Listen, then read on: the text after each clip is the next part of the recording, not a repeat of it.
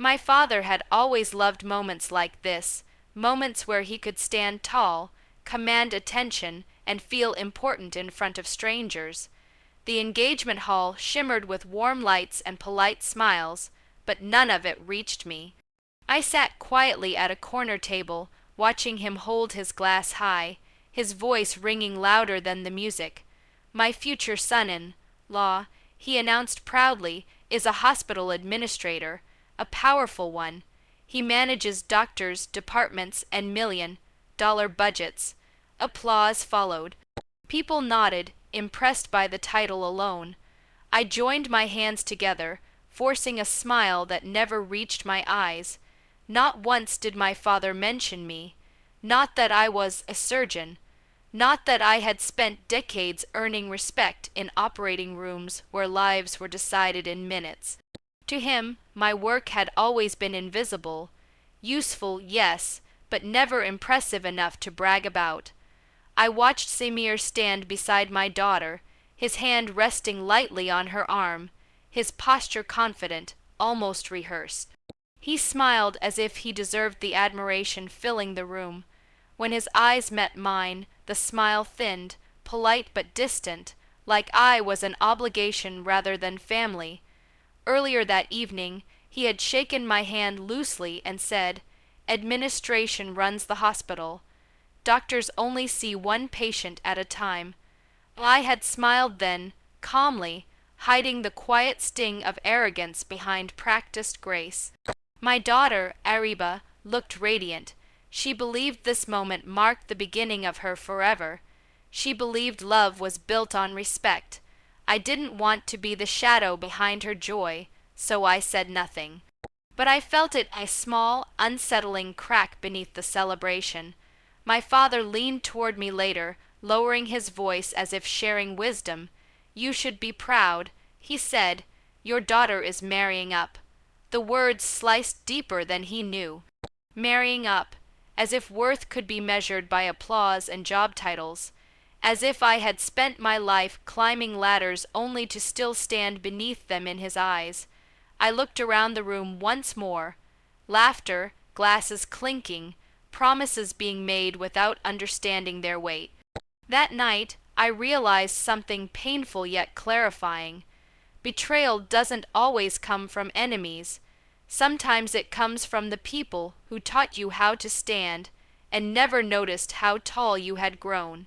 And sometimes pride plants the very seed of its own fall. Hospitals are honest places, even when people are not.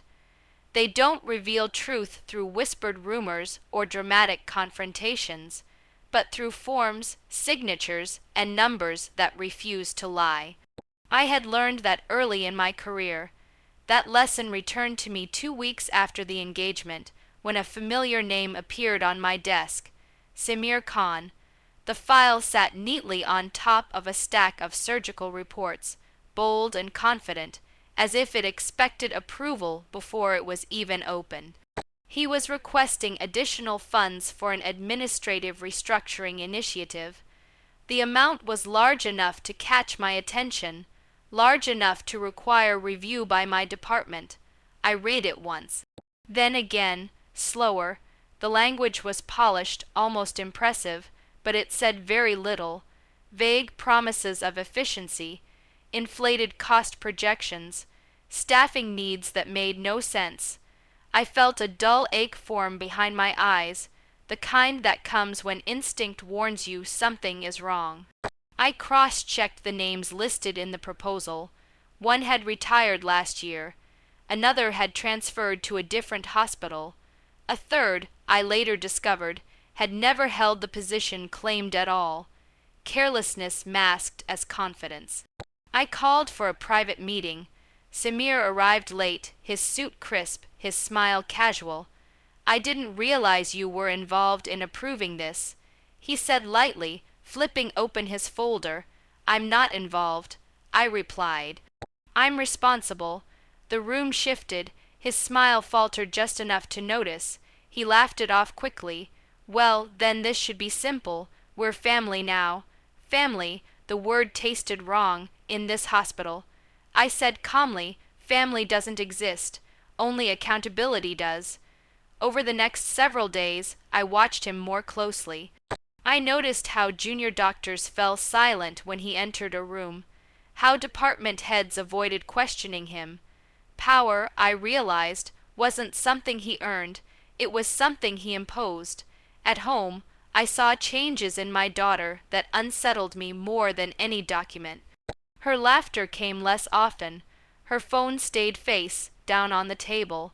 When I asked if everything was okay, she smiled too quickly and said she was just tired. That was when certainty settled in my chest. This wasn't just about budgets or authority. This was about control, and control, when left unchecked, always leaves damage behind.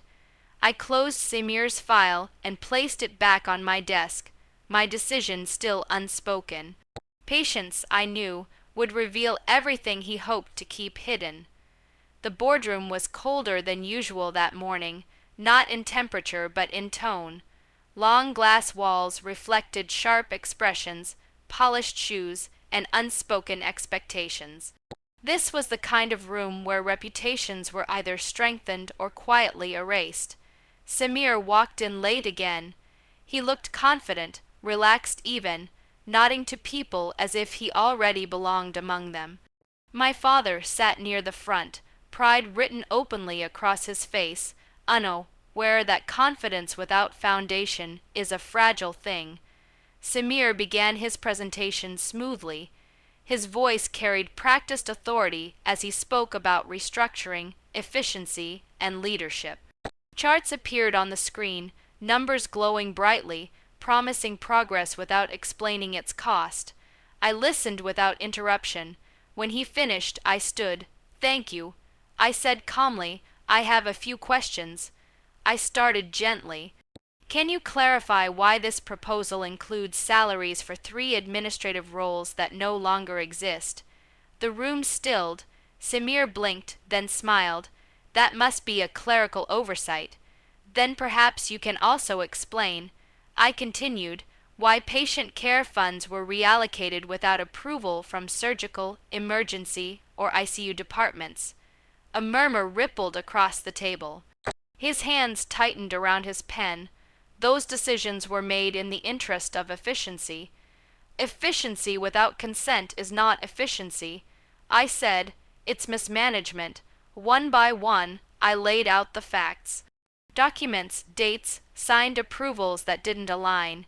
Each piece fell into place quietly, like stones stacking into a wall he could no longer climb. Samir's voice grew strained. He avoided eye contact. Confidence drained, replaced by something brittle and defensive. The board members began asking questions of their own, hard ones. My father shifted uncomfortably in his seat, his gaze fixed on the table. By the end of the meeting, there was no anger in the room, only clarity. The decision came swiftly. Samir was placed under formal investigation. His access was suspended pending review. He didn't look at me as he gathered his papers. Not out of shame, but because he finally understood something he had never considered before. Power doesn't announce itself. That evening, he came to our home, fury barely contained. He accused me of betrayal, of sabotage, of destroying his future. I listened quietly, then said, "I didn't expose you. You did." My daughter stood beside me, silent but steady. For the first time, she wasn't shrinking.